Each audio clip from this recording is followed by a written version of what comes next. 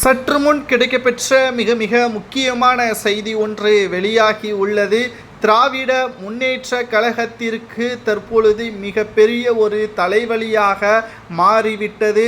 மதுரைக்கு வந்த அமித்ஷா அவர்கள் கையில் கொண்டு வந்த ரிப்போர்ட், அதாவது உளவுத்துறை கொடுத்த ரிப்போர்ட், தமிழகத்தில் திமுகவின் ஆட்சியை கலைப்பதற்கும் அதிமுகவின் கூட்டணியை பலப்படுத்துவதற்கும் மத்திய உளவுத்துறை கொடுத்த ரிப்போர்ட்டை தற்பொழுது தமிழக அரசியல் களத்தை மாற்றும் விதமாக அமைந்துள்ளது.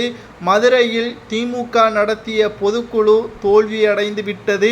அதே இடத்தில் அதிமுக மதுரையில் தற்பொழுது அமித்ஷா அவர்கள் ஏற்படுத்தக்கூடிய நிகழ்ச்சி வெற்றியடைந்து விட்டால் நிச்சயம் திராவிட முன்னேற்ற கழகத்திற்கு மிகப்பெரிய ஒரு இழப்பாக மாறும் என்பதை விட 2026 சட்டமன்ற தேர்தலில் திராவிட முன்னேற்ற கழகத்திற்கு தோல்வியும் உறுதி.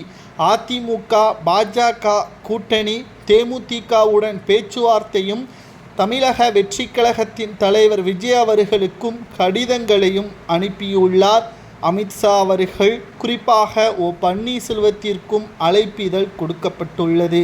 2026 சட்டமன்ற தேர்தலில் பாஜக 20 இடங்களுக்கு மேலாக வெற்றியடைய வேண்டும். அதிமுக ஆட்சியை கைப்பற்ற வேண்டும். திமுகவிற்கு எதிராக பல்வேறு ஒட்டுமொத்த நடவடிக்கைகளையும் ஏற்பாடு செய்வதற்கு உளவுத்துறை கொடுத்த ரிப்போர்ட்டை அதிமுகவின் தலைமை அலுவலகத்திடம் கொடுத்துவிட்டார் அமித்ஷா அவர்கள். இது திமுகவிற்கு மிகப்பெரிய ஒரு தோல்வியே கொண்டு வரும் என்று சமூக வலைதளங்களில் நம்மால் பார்க்க முடிகிறது. கடந்த 4 ஆண்டுகளாக மக்களுக்கு ஒட்டுமொத்த பொருளாதார வளர்ச்சி இல்லாமல் கோபாலபுர குடும்ப வளர்ச்சி மட்டும்தான் இருந்தது. 10 ஆண்டுகள் ஆட்சி அமைக்க முடியவில்லை. அந்த ஊழலை கடந்த 4 ஆண்டுகளில் மட்டும் செய்து முடித்துவிட்டார்கள் என்றும் திமுகவிற்கு எதிராக பரவலான குற்றச்சாட்டுகளையும் 505 வாக்குறுதிகளை முழுமையாக நிறைவேற்றவில்லை, 20% தான் நிறைவேற்றப்பட்டது என்பதையும் அமித்ஷா அவர்கள் பல்வேறு ரிப்போர்ட்டுகளை எடப்பாடியிடம் கொடுத்துள்ளார். இனி ஆட்டம் ஆரம்பமாக போகிறது. மத்திய உளவுத்துறை கொடுத்த ரிப்போர்ட்டால் திமுகவிற்கு தலைவலி வந்துவிட்டது என்ற செய்தி கிடைக்கப்பெற்றுள்ளது.